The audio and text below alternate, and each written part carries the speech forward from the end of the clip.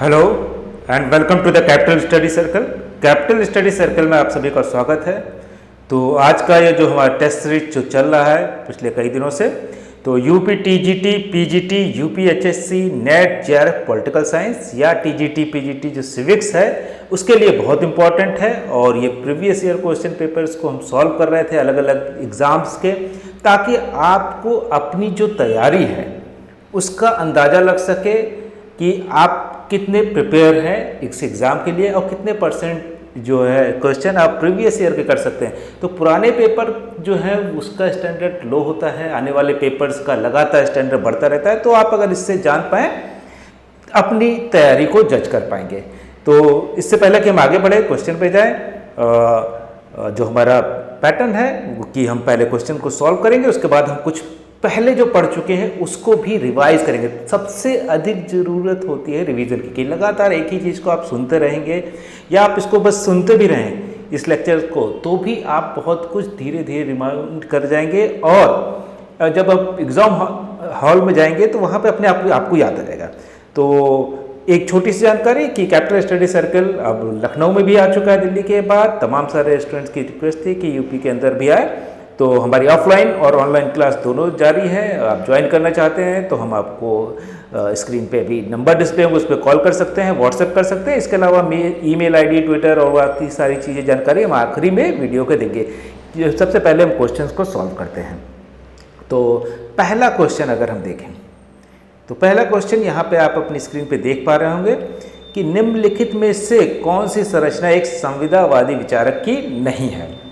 तो एक चीज़ है कि यहाँ पे हम दोनों मीडियम में ले रहे हैं, हिंदी और इंग्लिश, क्योंकि तमाम सारे जो लेक्चर्स हैं या टेस्ट सीरीज़ है वो सिर्फ हिंदी में है। तो कई बार इंग्लिश मीडियम में जिन्होंने पढ़ाई किया या इंग्लिश में ज़्यादा कंफर्टेबल है तो दे हैव सम प्रॉब्लम। तो इसकी वजह से we have brought the bilingual test series की हिंदी और इंग्लिश दोनों में हो, तो इससे समझने में भी आसानी है। हिंदी वालों को इंग्लिश अगर पढ़ लेंगे तो उससे बहुत सी चीज़ें मिल जाती है, इंग्लिश वाले अगर हिंदी उसको देख ले तो बहुत सी चीज़ें मिल जाती है। तो पहला क्वेश्चन बिना देर किए हम आगे बढ़ते हैं। निम्नलिखित में से कौन सी रचना एक संविदावादी विचारक की नहीं है। संविदावादक विचारक यहाँ पे देखिए, इससे पता चल जाएगा।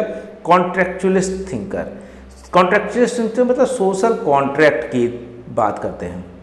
सोशल कॉन्ट्रैक्ट, संविदावाद, क्योंकि कॉन्ट्रैक्ट के बाद संविदा। अब ये कौन है, इसमें हम सभी लोग होते हैं। सोशल कॉन्ट्रैक्ट के सबसे बड़े थिंकर, सबसे पहले थिंकर हॉब्स, दूसरे लॉक और तीसरे रूसो। ये तीनों सोशल कॉन्ट्रैक्ट के थिंकर माने जाते हैं कि राज्य की उत्पत्ति एक सामाजिक संविदा से हुई है। तो अब इसमें आप जानते हैं कि किसकी ये बुक है, सोशल कॉन्ट्रैक्ट किसकी बुक है आप जानते हैं, रूसो। लेवियाथन सभी लोग जानते हैं, लेवियाथन अगर आपने बुक देखी है, अगर आप इसको नहीं भी देखी तो देखिए जरूर, अपने आप पहचान जाएंगे, कभी ज़िंदगी में नहीं भूलेंगे। ये किसकी है, हॉब्स। इसके बाद On Liberty, J.S. Mill. Two Treatise on Government, Two Treatise on Government किसकी है, लॉक की। तो अभी हमने बात की 1, 2, 3, ये तो सोशल कॉन्ट्रैक्ट के थिंकर हैं। On Liberty J.S. मिल अगर हमको मालूम हो तो अपने आप हम इसको निकाल सकते हैं कि ऑन लिबर्टी जो बुक है वो लिबर्टी के ऊपर है, इसका आइडिया लिबरलिज्म पे है। Although J.S. मिल अपने आप को लिबरल नहीं कहते, वो क्या कहते हैं, यूटिलिटेरियन। यूटिलिटेरियन का मतलब उपयोगितावादी अपने आप को कहते हैं। इनके पिता जेम्स मिल और उनके जो दोस्त थे जर्मी बेंथम, वो लोगों ने ये जो आइडिया है उपयोगितावाद का कि greatest happiness of greatest number, की सबसे अधिक लोगों का सुख जिसमें हो वही चीज़ सही है। तो आगे बढ़ते हैं, ये चीज़ें आपको ध्यान में रखनी है क्या क्या। हॉब्स, लॉक, रूसो तीनों सोशल कॉन्टेक्स्ट के हैं, दोनों बात करते हैं स्टेट ऑफ नेचर की बात करते हैं, प्राकृतिक अवस्था की बात करते हैं, इस तरह की चीज़ें करते हैं। आगे आने वाले क्वेश्चंस में हम और डिटेल में इन लोगों के बारे में जानेंगे। तो आगे बढ़ते हैं, क्वेश्चन नंबर 2 देख लेते हैं। क्वेश्चन नंबर 2, किसका कथन है कि निर्णय विभिन्न विकल्पों के चुनाव की एक सरलतम विधि है। तो निर्णय, decision making theory, decision making theory, decision making theory, निर्णय लेने का सिद्धांत जो है, इसमें कुछ बड़े नाम हैं। अब इसमें से ये देखिए कि ये स्टेटमेंट किसका है, a decision in its simplest form is a selection of alternatives. तो पहले देखिए कि डिसीजन मेकिंग थ्योरी कौन कौन प्रपोज करता है, जिसमें सबसे बड़ा नाम है रिचर्ड स्नाइडर, अगर आप जानते हो रिचर्ड स्नाइडर। और साथ में ही आप ये ऑप्शन देखते रहिए, अपनी तरफ से भी कोशिश कीजिए सही आंसर क्या होगा। चेस्टर बर्नार्ड जो है एक बड़े डिसीजन मेकिंग थ्योरी के हैं, चेस्टर बर्नार्ड। और इसके अलावा हर्बर्ट साइमन का नाम आप सब लोगों ने सुना होगा, हर्बर्ट साइमन। ये कौन है, डिसीजन मेकिंग, निर्णय लेने की क्षमता। लेकिन यहाँ पे क्वेश्चन ये नहीं पूछा कौन डिसीजन मेकिंग थ्योरी का जनक है या कौन थिंकर है, यहाँ पे पूछ रहा है कि इस तरह का स्टेटमेंट किसने दिया। तो हमारे पास ऑप्शन क्या है, टेरी है, मैकफ्रोलेंड है, हर्बर्ट साइमन है, रे ए किलेंस है। तो ये जो आइडिया है वो किसका है, अगर हम देखें टेरी भी इसी तरह की बात करते हैं, जिसमें कहते हैं कि decision making is the selection based on some criteria from two or more possible alternative, कि एक ऐसा सिलेक्शन प्रोसेस है जहां आपके पास दो ऑप्शन है, कम से कम दो या दो से ज़्यादा, उसमें से एक चीज़ आपको चुननी है, वो डिसीजन निर्णय लेने की क्षमता कहलाती है। लेकिन ये सिद्धांत जो है टेरी का नहीं है, ये स्टेटमेंट तो किसका है, जैसे हमने देखा रे ए किलेंस का। इन्होंने बोला कि decision in its simplest form is a selection of alternatives, कि जो अल्टरनेटिव है उसमें से सबसे विकल्पों को चुनाव का सरलतम विधि है, कि अगर आप जो सबसे अच्छा जो लग रहा है उसको चुन लीजिए, वो सरलतम विधि है डिसीजन मेकिंग। अदरवाइज आपके पास चार ऑप्शन है, चारों करके देखने पड़ेंगे, तो चुनाव नहीं करेंगे तो फिर गड़बड़ हो जाएगा, कंफ्यूज रहेंगे, आगे नहीं बढ़ेंगे। तो ये जरूरी, सबसे जरूरी चीज़ है कि चुनाव करना विकल्पों का।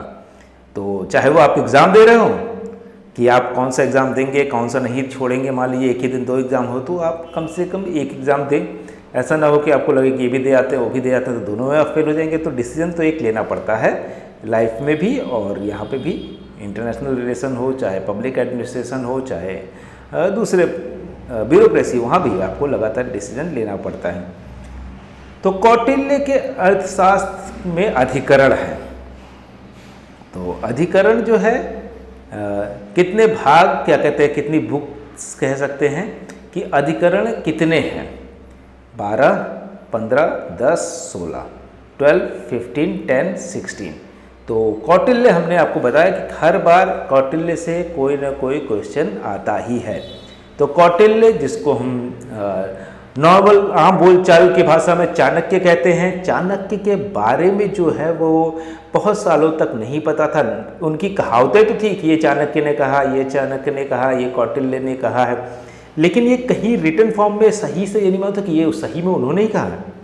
क्योंकि आज के समय में अगर आप लोग व्हाट्सअप देखते हो तो उसमें आपने बहुत मजाक में कहते हैं कि चाणक्य का पड़ोसी, या चाणक्य कुछ भी उल्टा सीधा बोल देंगे और बोलेंगे चाणक्य का पड़ोसी, चाणक्य का चाचा, चाणक्य का ताऊ, इस तरह के करके मजाक उड़ा दें। तो वैसी बात हो गई थी कि हर एक चीज़ चाणक्य के नाम से या कौटिल्य के नाम से, जिसको हम विष्णुगुप्त भी कहते हैं, विष्णुगुप्त के नाम से थी। तो अब ये जो है, इसमें बाद में ये ढूंढा जाता है और कहते हैं इसको इसमें जो चैप्टर्स या बुक जो ढूंढी गई उसमें लगभग 15 अधिकरण हैं, जिसको बुक टाइटल कहेंगे, कि अलग अलग टाइटल्स में जितने इनको मिले हैं, क्योंकि एग्जैक्टली उन्होंने ऐसा नहीं कि अंडर साइन किया है, ऑथर नेम लिखा है, लेकिन जो पांडुलिपियाँ मिली, जो मैन्युस्क्रिप्ट्स मिले, वो मैन्युस्क्रिप्ट्स में एक जैसी लैंग्वेज, एक जैसी चीज़ें मिलने की वजह से इसको माना गया कि ये सभी विष्णुगुप्त द्वारा लिखित होंगे। सबको को मालूम है कि चाणक्य चंद्रगुप्त के समय के हैं, और इसी में 150 चैप्टर्स हैं। अगर 15 में से 15 बुक में देखें तो 150 चैप्टर्स आ जाते हैं, 180 टॉपिक्स हैं अलग अलग, जिसमें राज्य के बारे में, धर्म के बारे में, जासूसी के बारे में, भूत प्रेत के बारे में, सबके बारे में कुछ न कुछ दिया हुआ है। तो इसको हम कभी और डिटेल में डिस्कस करेंगे। आगे बढ़ते हैं, अगला क्वेश्चन देख लेते हैं। 4th नंबर हमारा जो है क्वेश्चन, कि निम्नलिखित में से कौन सा उद्देश्य भारत के संविधान की प्रस्तावना में सम्मिलित नहीं है। तो निम्नलिखित में से कौन सा उद्देश्य भारत के संविधान की प्रस्तावना में सम्मिलित नहीं है। Which one of the following objectives is not embodied in the preamble to the constitution of India. कि आप सभी जानते हैं कॉन्स्टिट्यूशन का प्रीएम्बल आपको रटा होगा। We the people of India having solemnly resolved to constitute India into a sovereign, socialist, secular, democratic and republic, जिसमें से सोशलिस्ट और सेकुलर डेमोक्रेटिक बाद में जोड़ा गया है। और उसके अलावा जो जस्टिस है, फिर आता है कि justice, social, economic and political. तो इसमें से आप देखेंगे कि इकोनॉमिक जो है वो जस्टिस में चला गया है। जस्टिस में क्या है? Social, economic and political justice देगा प्रीएम्बल में।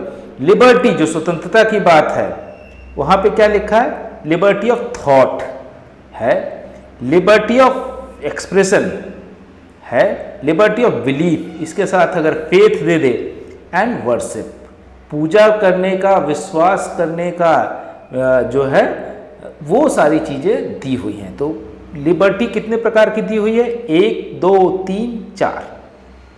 तो लिबर्टी 1, 2, 3, 4, 5 तरह की लिबर्टी है। तो ये भी कई बार पूछा जाता है कि जस्टिस कितने प्रकार के हैं? 3, जो लिबर्टी है 5, और इक्वलिटी जो है वो 2 तरीके के हैं कि status and of opportunity and to promote among them all. तो ये 2, तो ये आइडिया आपको ध्यान में रखना है। आर्थिक स्वतंत्रता के बारे में नहीं है, आर्थिक न्याय के बारे में जरूर है। Justice, social, economic and political, ये जरूरी है। सोशल जस्टिस इसीलिए लगातार जो सोशल जस्टिस के जो डिमांड करते हैं लोग, वो कहते हैं कि संविधान के प्रीएम्बल में ये लिखा हुआ है, इसलिए सोशल जस्टिस बहुत ज़रूरी है।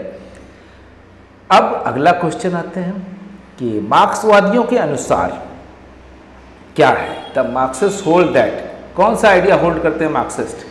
आप सभी जानते होंगे कि मार्क्सवाद जो है, या भारत में भी जो मार्क्सिस्ट हैं, या दुनिया के अलग अलग समय में अलग अलग जगह पे, जैसे सोवियत यूनियन में मार्क्सिज्म के प्रभाव से वहाँ पे कम्युनिस्ट शासन था। आज के समय चाइना, नॉर्थ कोरिया या क्यूबा जैसे कंट्री में वहाँ पे कम्युनिस्ट शासन है।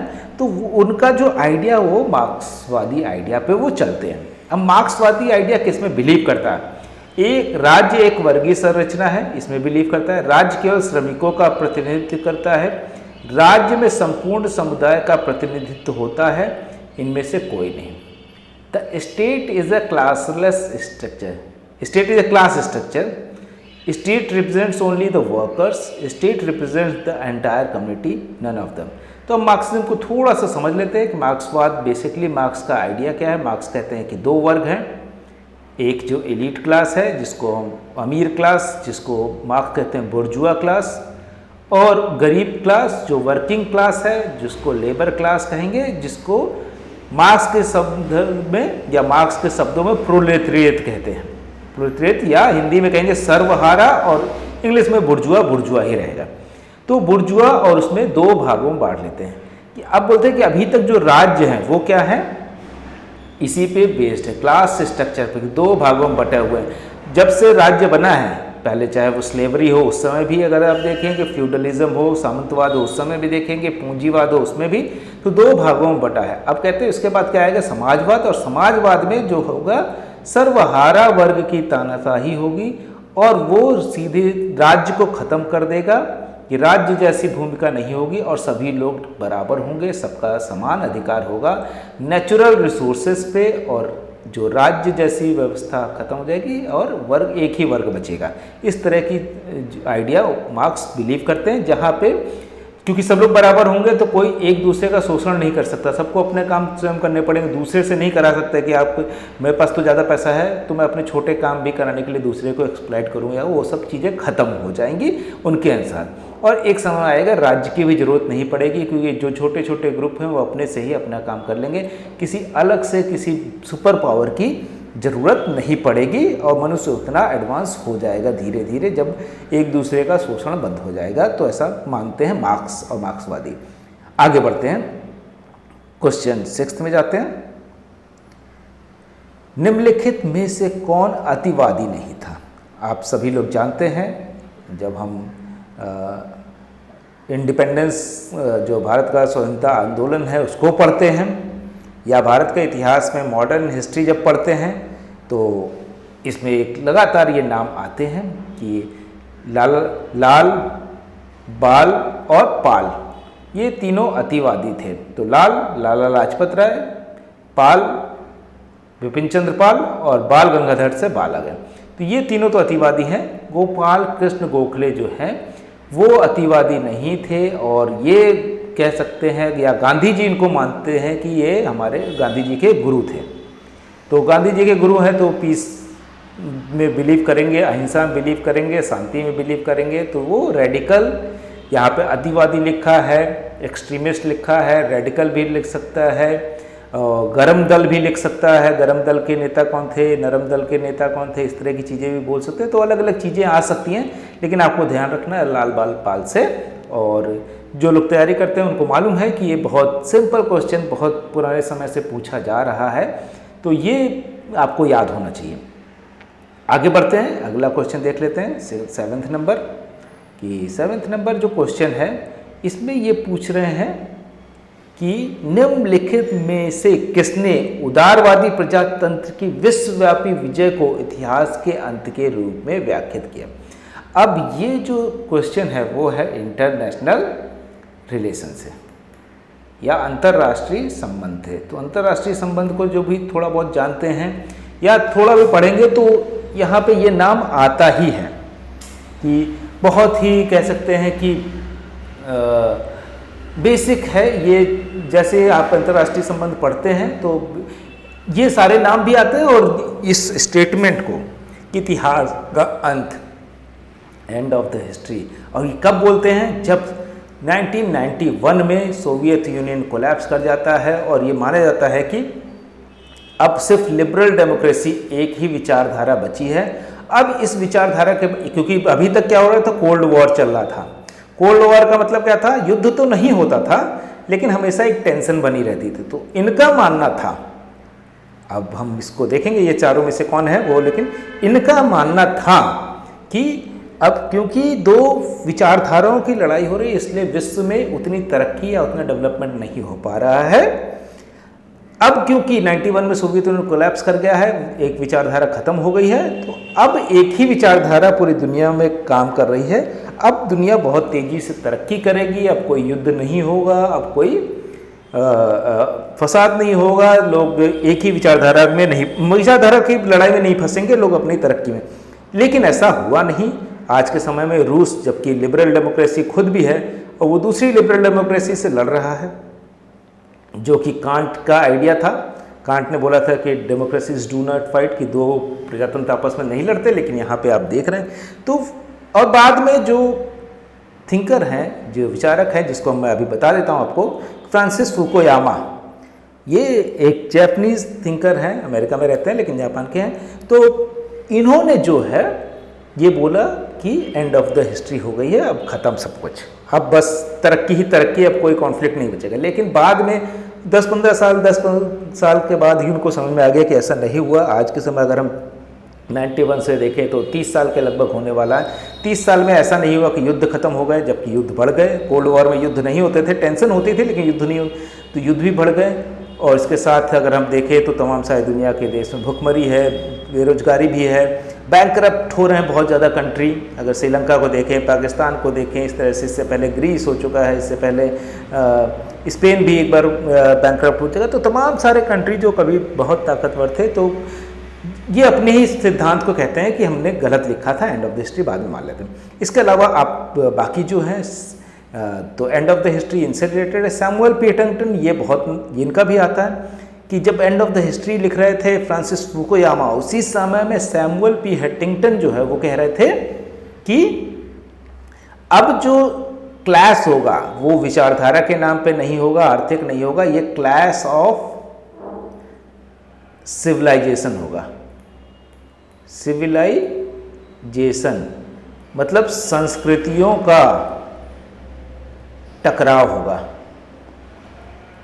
उसमें ये बताते हैं कि पहले वेस्ट वर्सेस इस्लाम है, वेस्ट वर्सेस एशिया है, और वेस्ट वर्सेस वेस्ट होगा। इस तरह का कि पश्चिमी देशों का टकराव बाकी लोगों से होता रहेगा, कभी इस्लाम से होगा, कभी पूरे एशियन कंट्री से होगा, कभी कहते हैं दूसरे लोगों से होगा कि तो ये भी थ्योरी पूरी तरह से सक्सेसफुल नहीं हुई, ये भी अब बदल गए हैं काफ़ी।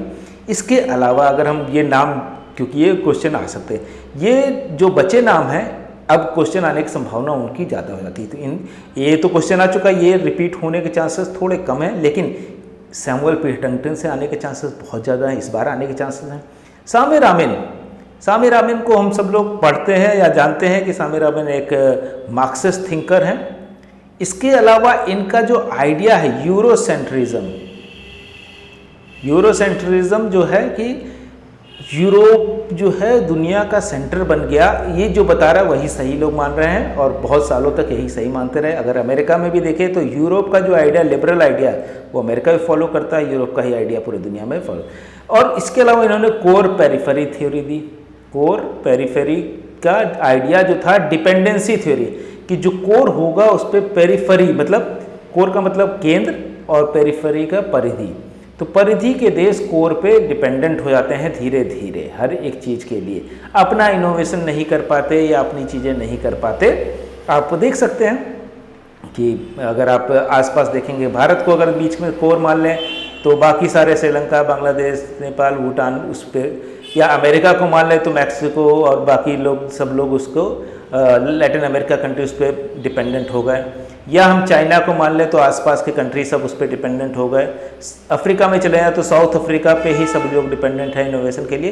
तो ये कहते हैं कि कोर डिपेंडेंसी थ्योरी, तो 2-3 चीज़ें बताई कि डिपेंडेंसी थ्योरी, यूरोसेंट्रिज्म, सामी रामिन से। तो ये पूछा जा सकता है यूरोसेंट्रिज्म का किससे संबंध है, या डिपेंडेंसी थ्योरी का किससे संबंध है, या सामी रामिन का विचारधारा क्या है, तो मार्क्सिस्ट थे। इसके अलावा डेविड हेल्ड से देख लेते हैं, ये भी बहुत इन्होंने भी डेनियल आर्कबुगी के साथ मिलके एक आइडिया दिया कॉस्मोपॉलिटन डेमोक्रेसी। तो आइडिया कॉस्मोपॉलिटन मतलब जहाँ पे सभी लोग आके एक साथ रहते हों, या आइडिया ऑफ ग्लोबलाइजेशन कि अब पूरी दुनिया एक ग्लोबल विलेज बन गई है, सब कुछ आदान प्रदान हो रहा है, या ग्लोबल गवर्नेंस की बात कही कि पूरी दुनिया में एक जैसा गवर्नेंस हो, कि अगर अमेरिका में कोई सिस्टम सही है तो वो सब जगह लागू हो जाए, या इंडिया में। तो ये सारी चीज़ें इन्होंने बोली। अब इस विचारधारा का भी कुछ समय में अगर देखें तो रिफ्यूट हो जाती है कि उन्होंने बोला ग्लोबलाइजेशन जैसे है, तो ग्लोबलाइजेशन प्रोडक्ट का तो है कि अगर टीवी कहीं बन रहा है, LG टीवी कोरिया में बना रहा है, वो पूरी दुनिया में बेचे, और सब वो कह रहा है कि इस पूरी दुनिया में इसको ज़्यादा टैक्स ना लगाया जाए, फ्री मार्केट किया जाए। इसी तरह से कोई चीज़ हेल्थ इक्विपमेंट या इंश्योरेंस या मार्केट कुछ बन रहा है तो पूरी दुनिया में बिके, हर मेडिसिन पूरी दुनिया में बिके, कोई उसको रोके ना। तो ये एक तरह से ग्लोबलाइजेशन ऑफ मार्केट तो हुआ, लेकिन जो ग्लोबलाइजेशन ऑफ ह्यूमन बींग्स जब होता है कि जब पैसा कमाना है तो आपने तो बेच दिया हमारे यहाँ टीवी, फ्रिज या 2 छोटे कंट्री में, लेकिन जैसे हमारे यहाँ क्राइसिस आई तो अगर हमारे एक भी आदमी आपके यहाँ किसी तरह से बिना पासपोर्ट वीज़ा के पहुँच जाए या जॉब लेने चले जाए तो आप जॉब नहीं दे, तो आपकी प्रॉब्लम्स का ग्लोबलाइजेशन नहीं हुआ। कि श्रीलंका की प्रॉब्लम का ग्लोबलाइजेशन नहीं हुआ कि श्रीलंका के लोग अब चीन चले जाएं या ये भारत आ जाएं, लेकिन भारत और चीन चाहता है कि श्रीलंका का मार्केट ग्लोबल रहे ताकि हम वहाँ पे सामान बेच रहे हैं। तो मार्केट का तो ग्लोबलाइजेशन हुआ, लेकिन न समस्याओं का हुआ, न मानवों का हुआ, न ही वहाँ की दूसरी जो ओवरऑल डेवलपमेंट का है वो नहीं हुआ। तो ये ग्लोबलाइजेशन की थ्योरी भी आज के समय इसका बहुत क्रिटिकली देखा जाता है। आगे बढ़ते हैं। तो ये सारे सिद्धांत जो है अगर आप लगातार देखते रहेंगे तो बहुत आसानी से आप समझ पाएंगे कि आने वाले समय में क्वेश्चन कहाँ से आएगा। तो आगे बढ़ते हैं, क्वेश्चन 8 में जाते हैं। निम्नलिखित में कौन ऑस्टिन के संपूर्णता सिद्धांत के कटुतम आलोचक हैं? ये बहुत अच्छा क्वेश्चन है कि बहुत सिंपल भी है कि आप सब लोग अगर पढ़े हों तो, और इसका एक मैं ट्रिक भी बताऊंगा इस तरह की चीज़ों को करने का। कि ऑस्टिन हम सभी जानते हैं कि थ्योरी ऑफ सॉवरेनिटी, और सॉवरेनिटी में भी जो संप्रभुता का सिद्धांत है उसमें कौन सी संप्रभुता की बात करते हैं? ऑस्टिन से हमने बताया था, ऑस्टिन से हमेशा लीगल चीज़ों से जुड़ा होता है। 80% ऑफ द टाइम अगर क्वेश्चन आ रहा है और लीगल सॉवरेनिटी इस तरह की टर्म है तो ऑस्टिन लगा दीजिए। अब इसका जो आलोचक हैं, क्योंकि हॉब्स भी एक तरह से संप्रभुता की बात करते हैं पहले, और तो ऑस्टिन बाद में है, और बोधा भी, ये तो माने जाते हैं संप्रभुता के जनक, जो मॉडर्न संप्रभुता है उसके जनक माने जाते हैं। सबसे पहले टर्म इन्होंने यूज़ किया था, हॉब्स ने यूज़ नहीं किया था। लास्की भी जो है वो सॉवरेनिटी को एक्सेप्ट करते हैं। सर हेनरी माइने, तो हेनरी माइने जो हैं या में जो वो क्रिटिसाइज करते हैं, वो कहते हैं कि sovereignty has can never be absolute, किसी भी तरह से एब्सोलूट हमेशा नहीं हो सकती सॉवरेनिटी या संप्रभुता, क्योंकि अलग अलग समय में कभी चर्च एब्सोलूट पावर थी, ऊपर राज्य से था। अगर आज के समय में देखें तो माना ये जाता है, तमाम सारे लोग मानते हैं कि जो कॉरपोरेट सेक्टर है वो सॉवरेनिटी से भी ऊपर है, कि गवर्नमेंट से भी ऊपर होता है कॉरपोरेट सेक्टर, जो गवर्नमेंट की पॉलिसी को बदल देता है, तो सॉवरेन नहीं है। और जहाँ प्योर डेमोक्रेसी है वहाँ तो जनता जो है वो सॉवरेन है, ना कि ये क्या कहते हैं कि राज्य। तो आगे बढ़ते हैं, ये बेसिकली हेनरी। अब यहाँ पे आप समझ जाइए कि जैसे पैट्रियार्की की थ्योरी है या कुछ कंजर्वेटिव चीज़, संकीर्ण विचारधारा जो है उसकी बात आएगी, तो इस तरह के जो सर होंगे, लॉर्ड होंगे, इस तरह के नाम अगर लगें, तो अगर आपको क्वेश्चन नहीं समझ में आ रहा है कि कौन हो सकता है, तो सर, लॉर्ड, इस तरह की जो चीज़ें लेनी होंगी वो कंजर्वेटिव आइडिया को, जैसे पितृसत्ता का अगर कोई समर्थक पूछा जाए, राज्य का डिवाइन थ्योरी का कोई पूछा जाए, या सॉवरेनिटी का जो मॉडर्न आइडिया उसको क्रिटिसिज्म अगर पूछा जाए तो आप इसको लगा दीजिए, अगर आपको नहीं समझा तो वैसे तो याद रखना चाहिए। ठीक है, आगे बढ़ते हैं, क्वेश्चन नंबर 9 पे जाते हैं। 9 अब हम थोड़ा सा तेजी से चलेंगे कि आधा टाइम हमने बिता लिया, आधा टाइम में हमको आज 25 क्वेश्चन में कवर करने थे, तो इसको हम आगे बढ़ेंगे। सूची 1 को सूची से सम्मिलित कीजिए तथा नीचे दिए गए कूट में सही उत्तर का चयन कीजिए। मॉर्गेनथाउ, बर्नार्ड कोहेन, मार्टिन कपलान और इमाइल बर्ड। तो कौन है मॉर्गेनथाउ? हम सब लोग जानते हैं कि हमने आपको कई बार बताया कि इसका सबसे पहले थिंकर हैं हैंस मॉर्गेनथाउ, रियलिस्ट स्कूल, यथार्थवादी संप्रदाय के। तो ए का 4 किस में है देख लीजिए, ए का 4 है हमारे 2 में। B Bernard Cohen, Bernard Cohen जो है हम सभी जानते हैं कि अभी बात हुई थी हमारी कि ये डिसीजन मेकिंग से। इसके अलावा मॉर्टन कपलान, मॉर्टन कपलान हम सभी जानते हैं, सिस्टम थ्योरी उन्होंने दिया था और से अलग अलग सिस्टम की बात की थी, unipolar, bipolar, strong unipolar, loose bipolar, इस तरह के आइडिया इन्होंने दिए थे मॉर्टन कपलान ने। तो एमएल बर्ड यही एक बचे, इन्होंने क्या दिया? Game theory. तो ये कौन सा सही हो गया? ए सही हो गया इसका आंसर। ठीक है, आगे बढ़ते हैं, हम 10 नंबर क्वेश्चन पर पढ़ते हैं कि अब ये क्वेश्चन बहुत अच्छा है कि संसद में पहला लोक विधेयक प्रस्ताव कब पारित हुआ? तो हम सभी इसको हटा देते हैं। जानते हैं कि लोकपाल बिल बहुत सालों से पास होने की कोशिश कर रहा था और पहला जो लोकपाल बिल था एडवोकेट शांति भूषण, जो कि आप सभी आजकल जानते होंगे कि प्रशांत भूषण के पिताजी हैं, वो उन्होंने किया था, जो कि बहुत पॉपुलर थे। उन्होंने इंदिरा गांधी के खिलाफ केस लड़ा था और उनको हराया भी था, जहाँ से उनकी हार हुई थी, इंदिरा गांधी की पहली हार। तो वो उन्होंने लोकपाल लाने की कोशिश की थी और 1968 में इसको पहली बार रखा था, और लेकिन 1969 में जाके ये लोकसभा में पास होता है और राज्यसभा में ये पास नहीं हो पाता, इसलिए ये लागू भी नहीं हो पाता है। तो आगे बढ़ते हैं 11वें नंबर क्वेश्चन पे। तो हमारा 11वां नंबर क्वेश्चन पूछ रहा है, निम्नलिखित में से कौन सा जोड़ा सही नहीं है? कि गलत है इसमें से। तो आप इसको एक बार ध्यान से देखिए कि हमने आपको बताया कि कैसे आप जज करेंगे। अभी हमने आपको थोड़ी देर पहले ही इसका आंसर दे दिया है कि जहाँ पे सर या इस तरह की चीज़ें होंगी वो होंगी, लेकिन यहाँ पे वो नाम नहीं उस तरह से दिया है। लेकिन फिर भी ओके, अगर हम ये शायद हाँ ये आ गया, यहाँ पे आप देख सकते हैं दैवीय उत्पत्ति ओरिजिन जेम्स फर्स्ट। अब दैवीय उत्पत्ति का आइडिया क्या है? जेम्स, क्योंकि ये राजा की तरह लग रहा है, जेम्स फर्स्ट राजा है, तो डिवाइन थ्योरी ओरिजिन ये सही है। Force theory Oppenheimer. तो इसका एग्जाम कुछ ट्रिक बना लीजिए, ओपन करते हैं, जैसे आप मान लीजिए पेप्सी की बोतल ओपन करते हैं तो फोर्स लगाते हैं ना उससे, ओपनर से, वो है। मैट्रियार्कल थ्योरी जेंक्स हैं। पैट्रियार्कल थ्योरी यहाँ पे ये नहीं है, मैक्लेनान नहीं है, यहाँ पे सर हेनरी माइने, अभी बात की थी हेनरी मैन या हेनरी माइने बोलेंगे, वो है। तो इसका आगे बढ़ते हैं, 12वें नंबर क्वेश्चन पे आते हैं। संयुक्त राष्ट्र ने किस दशक को महिलाओं के दशक के रूप में स्थापित किया? कौन सा दशक है? ये इम्पोर्टेंट है कि 1970, यहाँ पे अगर आप देखेंगे तो यहाँ पे एक लगा गलत है। 1975 जो है उसमें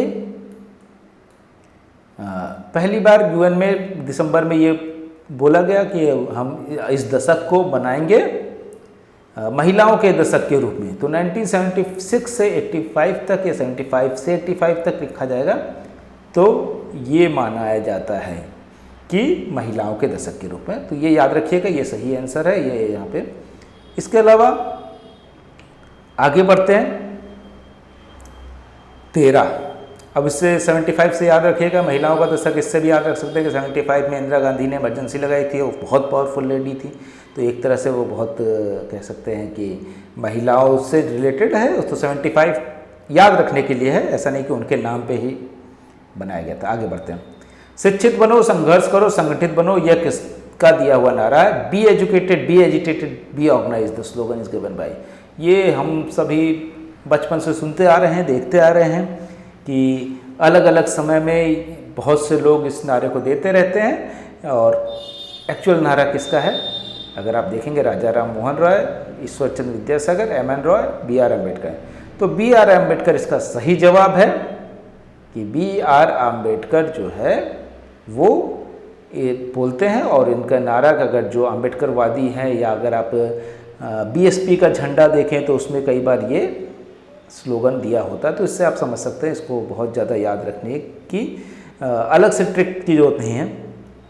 अब हम आगे बढ़ते हैं, 14 नंबर क्वेश्चन देख लेते हैं। 14 नंबर क्वेश्चन, निम्नलिखित में से कौन सा जोड़ा सही नहीं है? फिर से एक जोड़े वाला आया। ये चीज़ें जोड़े वाला जो क्वेश्चन है वो आपको बहुत ध्यान रखना चाहिए, कौन सा जोड़ा सही नहीं है। पहले तो ये देखना चाहिए, सही तो सभी, मॉस्का, पेरेटो, रॉबर्ट मिशेल, लिपसेट। तो अगर आप बुक्स को जानते हैं, पढ़ते हैं, तो आपने देखा होगा तो मॉस्का जो है, ये सारे जो तीनों हैं, हमने एलीट थ्योरी पढ़ी है। एलीट थ्योरी सिद्धांत आपको पढ़ाया भी है कि जो अभिजन्य वर्ग का सिद्धांत है कि हमेशा, चाहे वो कोई भी देश हो, चाहे वो कितने भी डेमोक्रेटिक लगता हो, या जो लोग सोच रहे हैं कि हमने अपनी पार्टी चुन ली है, उसमें भी वो सिर्फ एलीट बदल रहे हैं, वो नया जो अभिजन वर्ग है वो उसको सत्ता दे रहे हैं। आपकी हिस्सेदारी या आपका जो रिप्रेजेंटेशन है वो नहीं होगा, ये कहते हैं ये तीनों लोग। तो वेल्थ ऑफ नेशन हम सभी जानते हैं, एडम स्मिथ की किताब है, एडम स्मिथ की, जिसमें ये पहली बार उदारवाद जो है उसकी बात करते हैं। उदारवाद का इकोनॉमिक अर्थव्यवस्था के, उदारवाद की बात तो कह सकते हैं हॉब्स से शुरू हो जाती है, हॉब्स, लॉक और रूसो भी करते हैं, लेकिन लॉक जो सबसे बड़े जनक में आया तो उदारवाद के, तो वो तो सैद्धांतिक रूप से पॉलिटिकल उदारवाद की बात कर रहे हैं। ये इकोनॉमी, एडम स्मिथ इकोनॉमिक उदारवाद की बात करते हैं, जहाँ कहते हैं कि राज्य का कोई कंट्रोल नहीं होना चाहिए। तो ये गलत है, ये आसानी से आप समझ सकते हैं। अब आगे बढ़ते हैं 15 नंबर क्वेश्चन पे। लोक निगम का उत्तरदायित्व होता है। लोक निगम हम सभी जानते हैं the public corporation is accountable to. Public corporation का मतलब हो गया हमारी जो सरकारी कंपनियां हैं, जैसे एनटीपीसी हो गया, ओएनजीसी हो गया, या तमाम सारे पहले एचएमटी होता था, या हम जो कहते हैं हिंदुस्तान मोटर्स था, इस तरह की तमाम सारी, ये किसके प्रति अकाउंटेबल होती हैं, जिम्मेदार किसके प्रति होती हैं? तो ऑब्वियसली हम सभी जानते हैं कि ये होती है पार्लियामेंट, संसद के प्रति, किसी और के प्रति नहीं होते। संसद में इसकी जवाबदेही होती है। ब्यूरोक्रेसी इससे कोई मतलब नहीं है। प्राइम मिनिस्टर डायरेक्टली नहीं पूछ सकता, प्रेसिडेंट भी इससे डायरेक्टली नहीं पूछ सकता। तो ये क्वेश्चन बहुत अच्छा है, इसको ध्यान में रखिएगा। अब आगे बढ़ते हैं 16 नंबर क्वेश्चन में। 16 नंबर क्वेश्चन जो है ये फिर से एक मिलान वाला आ गया है। तो अगर आप मिलान वाले सारे सही कर लेंगे धीरे धीरे, तो आप एक साथ ही कई क्वेश्चन, 5-10 क्वेश्चन तैयार कर रहे हैं, इसका मतलब है। तो मिलने का यहाँ पे भी आप देखेंगे बहुत अच्छी किताबों के नाम, बहुत सिंपल किताबों के नाम है। महात्मा गांधी हम सभी जानते हैं, हिंद स्वराज से रिलेटेड हैं। तो एक का जो आइडिया है, तो ए हो गया 2, तो ए का 2 इसमें ही है, सिर्फ अपने आप ही सही हो जाएगा। बी आर अम्बेडकर 3, और एनालिसिस ऑफ कास्ट, कास्ट पे इनका बहुत काम है, तो ये भी सही है। अब गोलवलकर जो हैं, ऑब्वियसली इसको देखेंगे तो उनका पंच ऑफ थॉट सभी लोग जानते हैं। अगर आप न्यूज़ देखते रहते हैं तो कई बार लोग बोलते भी हैं। सावरकर का हिंदुत्व है, तो ये पहला इसका जो है ये बी आंसर सही हो जाएगा, यहाँ पे लगा भी रखा है। ठीक है, आगे बढ़ते हैं 17 नंबर क्वेश्चन पे जाते हैं।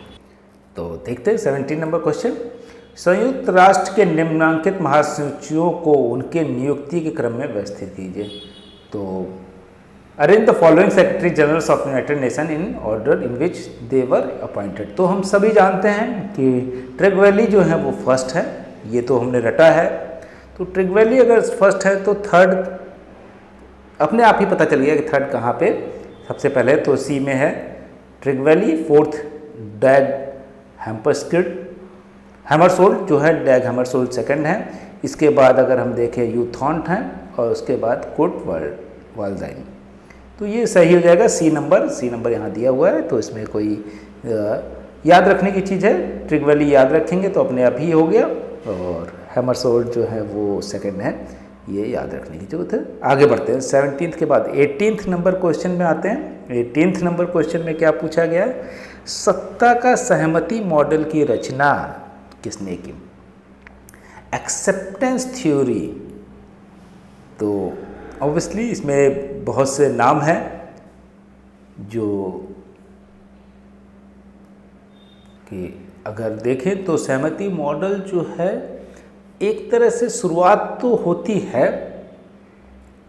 जो मैरी पार्कर फोलेट जो हैं वो करती हैं, कि बताती है कि मैरी पार्कर फोलेट जो एक पब्लिक एडमिनिस्ट्रेशन की बड़ी चिंतक हैं, और बताती है कि किस तरह से सत्ता जो है बिना सहमति के नहीं चल सकती। अगर आप चाहे वो अभी श्रीलंका का देखें तो राष्ट्रपति थे, इलेक्टेड राष्ट्रपति थे, लेकिन उनको भागना पड़ा क्योंकि लोगों की असहमति हो गई। या इमरान खान पाकिस्तान में हुए तो भी उनको बीच में छोड़ना पड़ा, ऑल्दो इलेक्टेड थे। जब तक सहमति थी लोगों की तब तक तो आप बने हुए हैं, ऐसा नहीं कि आप चुन के आ गए तो हमेशा से रहेंगे। तो लेकिन उसको आगे कौन बढ़ाता है? इसमें बड़ा नाम जो है चेस्टर बर्नार्ड का है। तो चेस्टर बर्नार्ड उसको आगे बढ़ाते हैं। मैरी पार्कर फोलेट पहला आइडिया प्रपोज करती हैं। अगर मैरी पार्कर फोलेट जो हैं इनका नाम आता है तो इनिशिएट इन्होंने किया था, लेकिन अगर नहीं आता तो चेस्टर बर्नार्ड का। तो सही विकल्प क्या है? Chester Barnard. आगे बढ़ते हैं 18 के बाद हम चले जाते हैं 19 में। 19 क्वेश्चन जो है अब जल्दी से खत्म करते हैं। किसने कहा कि युद्ध पुरुषों के लिए वही है जो स्त्री के लिए मातृत्व है? तो ये बहुत रिपीटेटिव क्वेश्चन है, बहुत बार पूछा जाता है कि ये युद्ध पुरुषों के लिए वही है। तो आप समझ सकते हैं कि हेगल बहुत आदर्शवादी थे, ये तो नहीं कहेंगे। मार्क्स भी युद्ध से कोई मतलब नहीं था, युद्ध को वो सही नहीं मानते। माओ और मुसोलिनी में कन्फ्यूज़न हो सकता है, क्योंकि माओ जो कम्युनिस्ट हैं तो ऐसा नहीं कि वो कहेंगे कि युद्ध लड़ते रहना, इस तरह की चीज़ें नहीं कहेंगे। तो ये कौन थे? मुसोलिनी फासिस्ट थे। 1921 में इटली के अंदर आते हैं, फासिस्ट पार्टी होती है, उनकी सत्ता आती है, और उसके बाद ये कहते हैं कि अब अल्टीमेट पावर मेरे पास है और जो भी मेरे अगेंस्ट में या राज्य के अगेंस्ट में कुछ भी बोलता है वो गलत है। तो ये वही है, मुसोलिनी सही है इसका, इसमें आंसर भी दिया हुआ है। आगे बढ़ते हैं 20 नंबर क्वेश्चन पे। और 20 नंबर क्वेश्चन क्या कह रहा है, किस प्रधानमंत्री के कार्यकाल में 73वां संविधान संशोधन विधेयक पारित हुआ था? तो सबसे पहले 73वां संविधान संशोधन विधेयक किसके कार्यकाल में पारित हुआ था? इससे पहले देखें, Indira Gandhi, Rajiv Gandhi, PV Narasimha Rao, VP Singh. Indira Gandhi, Rajiv Gandhi, PV Narasimha, VP Singh. आप जवाब देने की कोशिश कीजिए। उससे पहले मैं आपको कुछ चीज़ें बताता हूँ कि 73वां संविधान संशोधन कब हुआ? 1992 में हुआ। किस लिए हुआ था? ये पंचायती राज के लिए हुआ था। और 74वां फिर क्यों हुआ था? वो नगर पालिका, म्यूनसिपल कॉरपोरेशन जो है नगरों के लिए। तो ये दोनों संविधान संशोधन हुआ था जिसमें डिसेंट्रलाइजेशन ऑफ आइडिया, सत्ता का विकेंद्रीकरण किया जाए, ऐसा आइडिया था। आइडिया राजीव गांधी का था, लेकिन गवर्नमेंट राजीव गांधी उस समय तक नहीं बचे थे, तो पीवी नरसिम्हा राव उस समय को प्राइम मिनिस्टर थे, उन्होंने इसको इम्प्लीमेंट किया था। उन्हीं के कार्यकाल में ये हुआ था। तो आगे बढ़ते हैं कि 21 नंबर क्वेश्चन देख लेते हैं। 21 नंबर क्वेश्चन में क्या पूछा गया है?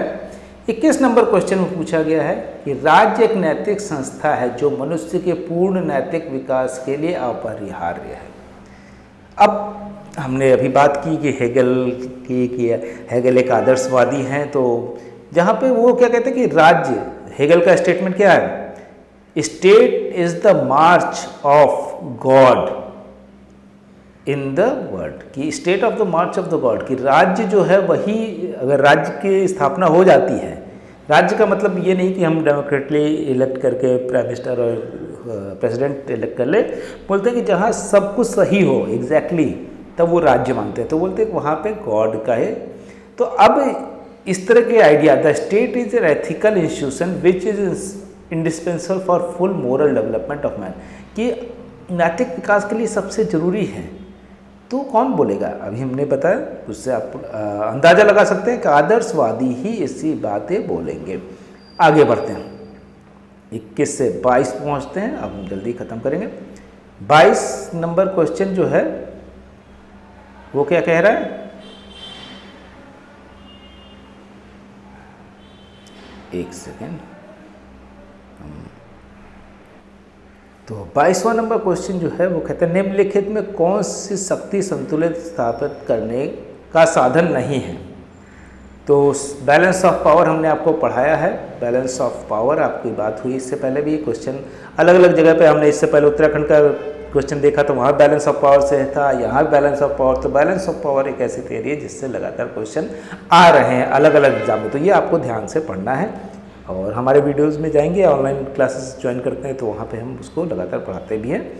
Which of the following is not a device for maintaining balance of power? Alliance and counter alliance, मतलब मैत्री संधि, कि अगर एक राज्य जैसे अपने आप में जोड़ ले कि दूसरे को दोस्त बना दे, कि जैसे आज के समय रूस ने यूक्रेन पे अटैक किया तो चाइना को मित्र बना लिया, भारत को मित्र बनाने की कोशिश की। या सशक्तिकरण और निःशक्तिकरण, कि जैसे कि आप अपने हथियार बढ़ा रहे हैं, या हमने आपको बताया था CTBT PTBT की निःशस्त्रीकरण भी किया कि ख़त्म करते हैं, लेकिन दोनों में बैलेंस ऑफ पावर की इच्छा, दोनों खत्म करेंगे, आप भी खत्म कीजिए हम भी खत्म करें। तो अहस्तक्षेप, कि हम उसमें हस्तक्षेप न करें, तो ये भी है। लेकिन क्षतिपूर्ति जो है वो बैलेंस ऑफ पावर नहीं है। कंपनसेशन देना, कि अगर हम हार गए तो हम कंपनसेशन दे रहे हैं, तो ये बैलेंस ऑफ पावर कहाँ है? वो तो आपने ले लिया ज़बरदस्ती ना। तो ये जो चीज़ है, सिंपल सा इसका आंसर होगा कंपनसेशन। आगे बढ़ते हैं, 23 नंबर क्वेश्चन में आते हैं। ये 23 नंबर क्वेश्चन अब हम खत्म करने की ओर है। अब देखते हैं कि अपने ऊपर, अपने शरीर और मन की व्यक्ति की संप्रभु है, किसने कहा, किस बुक में कहा गया है, ये किसके विचार रचना है? तो ये आइडिया किसका है पहले ये देख लेते हैं। ये आइडिया है J.S. मिल। अपने आप को यूटिलिटेरियन बोलते हैं, उपयोगितावादी, लेकिन उदारवादी आइडिया देते हैं। वो किस में देते हैं? ऑन लिबर्टी में।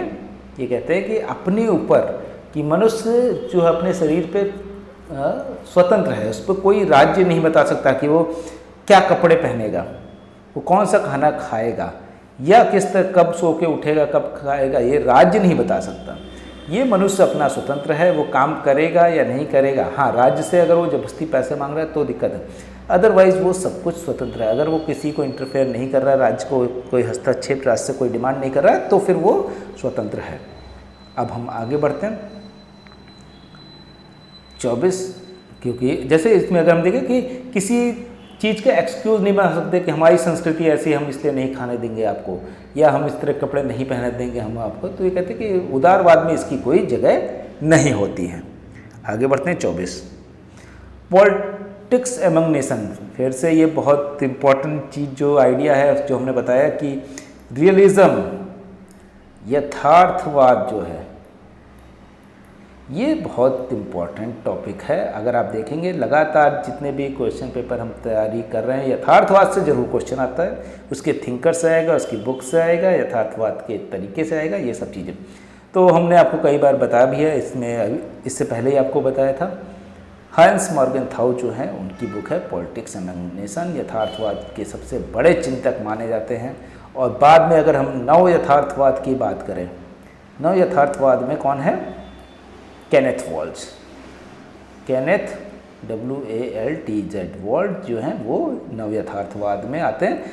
या यथार्थवाद ये कहता है कि सब कुछ सही है, अगर आपके पास सत्ता है, कुछ भी गलत नहीं है। नव यथार्थवाद बोलता है कि नहीं, थोड़ा सा बैलेंस बनाना जरूरी है। कभी हम इसको डिटेल में पढ़ेंगे, अभी टाइम की कमी है। आगे बढ़ते हैं तो हम देखते हैं कि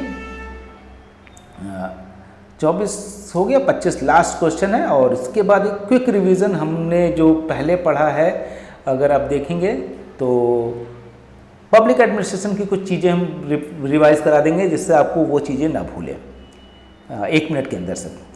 निम्नलिखित में से कौन सा विद्या कौटिल्य द्वारा सुनिश्चित मूल विद्याओं में सम्मिलित नहीं है? तो वार्ता है, अनुच्छिकी है, त्रय है, निरुक्ता जो है वो उनकी नहीं है उस विद्या में।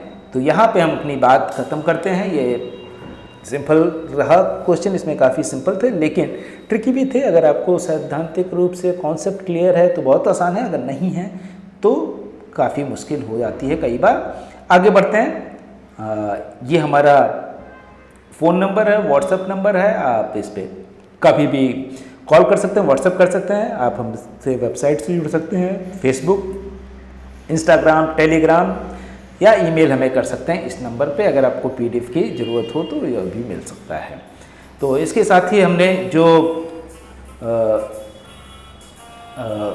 हमने बताया कि जैसा कि एक क्विक रिवीजन 1 मिनट के अंदर हम कर लेंगे जो पहले हमने पढ़ा है कि पब्लिक एडमिनिस्ट्रेशन से अगर कोई क्वेश्चन आता तो अगर हम इसी तरह से अपनी तैयारी जब आप कर रहे हैं तो क्विक रिवीजन कीजिए। जब आप इंटरनेशनल रिलेशन पढ़ रहे हैं तो पब्लिक एडमिनिस्ट्रेशन कुछ देख लिया।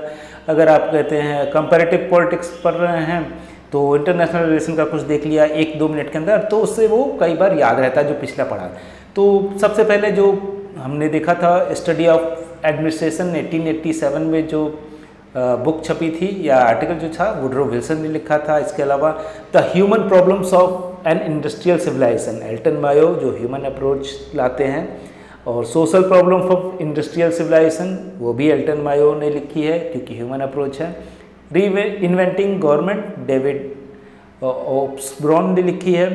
इसके अलावा अगर हम देखें कुछ बड़े थिंकर जो हेनरी फ्योल जैसे ब्रिज सिस्टम लाते हैं, या यूनिटी ऑफ कमांड का मतलब क्या होता है कि एक आदमी को एक ही जगह से कमांड मिलेगी। ये Indian institute of public administration कहाँ पे है? दिल्ली में है। कब बना? 1954 में बना। फाउंडर कौन थे? Paul H. एप्लेबी थे। तो इस तरह की जो चीज़ें हैं वो याद रखिए। हैथरॉन एक्सपेरिमेंट कब हुआ था? 1928 to 1932, ये भी याद रखिए। पोस्ट कॉर्प का आइडिया किससे रिलेटेड है? ये बहुत सिंपल सी चीज़ है, पब्लिक एडमिनिस्ट्रेशन पढ़ते ही पहले जानते हैं। लूथर गुलिक से ब्यूरोक्रेसी टर्म सबसे पहले किसने यूज़ किया था? जिसमें है कि मैक्स वेबर ने नहीं किया था, विंसेंट डी गॉर ने नहीं किया था। उसी के साथ अगर मैक्स वेबर का जो आइडिया है कि ब्यूरोक्रेसी को किस तरह के अथॉरिटी मानते हैं तो लीगल रैशनल अथॉरिटी मानते हैं। इसके बाद इंडियन पुलिस सर्विसेज जैसी जो पुलिस सर्विस है वो किसके अंडर में आती है? प्राइम मिनिस्टर के, होम मिनिस्टर के। तो होम मिनिस्टर के आती है। कंट्रोलर ऑडिटर जनरल को अपॉइंट कौन करता है? प्रेसिडेंट करते हैं। इसके अलावा लबासना या लाल बहादुर शास्त्री नेशनल एकेडमी कहाँ पे है? मसूरी में है। फ्यूचर ऑफ ट्रेनिंग वो क्या है? Preparation orientation knowledge. सबसे पहले सिविल सर्विसेज का एग्ज़ाम कहाँ पे होता है एंशिएंट टाइम से? चाइना में होता है। इसके अलावा जो कि अलग अलग तरीके से आप देखेंगे स्केलर प्रोसेस का आइडिया कौन लाता है? तो हेनरी फ्योल लाते हैं, बाद में मुने एंड रेले भी लाते हैं। और 4 P's जो है जिसको हम पर्पस, प्रोसेस, पर्सन, प्लेस कहते हैं, वो किसका आइडिया? ये भी लूथर गुलिक का है। अभी हमने देखा कि लूथर गुलिक का पोस्ट कॉर का भी आइडिया है, 4 P's का भी आइडिया है। तो इनमें से एक ना एक कोई आ ही जाता है हर बार। फाइनेंस कमीशन, आर कमीशन की बात हुई थी, इसका कौन करता है अपॉइंट? प्रेसिडेंट करेंगे फाइनेंस कमीशन का अपॉइंटमेंट, आर्टिकल 280 है। एस्टन कमेटी किसके लिए बनाई गई थी? जो यूके में बनी थी 1944 में एस्टन कमेटी। ये सिंपल क्वेश्चन है, लेकिन इसका है कि ट्रेनिंग से रिलेटेड, कि ब्यूरोक्रेट्स जो आते हैं उनको ट्रेनिंग दी जाए। तो एक बार फिर आपको बता दें कि हमारा ऑफलाइन क्लासेस शुरू हो चुकी हैं। लखनऊ के अंदर जो लोग हैं हमसे जुड़ सकते हैं, टीजीटी, पीजीटी, यूपीएचएससी और इसके अलावा यूपीपीसी और तमाम सारे दूसरे कोर्सेज़ के लिए। लेकिन अभी हम टीजीटी, पीजीटी पे फोकस कर रहे हैं और यूपीएचएससी पे। और पॉलिटिकल साइंस, सोशियोलॉजी, हिंदी, ये तमाम सारे सब्जेक्ट जो हैं वो यहाँ पे हैं। आप कभी भी फ़ोन करके, कॉल करके हमारे ऑफिस में आ सकते हैं। अलीगंज जनपथ रोड पे हमारा ऑफिस है या हमारा इंस्टीट्यूट है, वहाँ पे आप हमसे मिल सकते हैं और ज्वाइन कर सकते हैं बहुत ही नॉमिनल फ़ीस के साथ। हम जानते हैं कि दिल्ली में जब हम थे तो तमाम सारे लोगों का कॉल आता था कि हम फाइनेंशियल क्राइसिस की वजह से हम दिल्ली नहीं आ सकते, तो हम आपके लिए लखनऊ आ गए। और लखनऊ में तमाम सारे जो प्रॉब्लम्स बच्चे फेस कर रहे हैं, क्योंकि इलाहाबाद को छोड़ के लखनऊ में इस तरह की कोई इंस्टीट्यूट नहीं था, तो मुश्किल हो रही थी बच्चों को, तो इसलिए हमने ये चीज़ें स्टार्ट की है। आप कभी भी ज्वाइन कर सकते हैं। Thank you very much for watching.